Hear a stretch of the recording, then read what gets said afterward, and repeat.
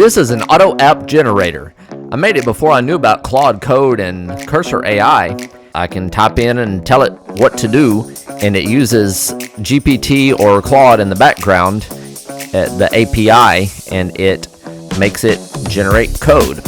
And I have it set up so that it can generate files and folders, and it can create web apps and so on. So this was done, I think it was in March, and here it is working.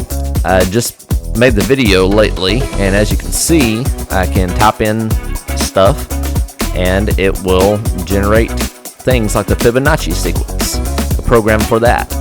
And as you can see here, the numbers match from online, so it generated the app correct just from me telling it to make a Fibonacci app.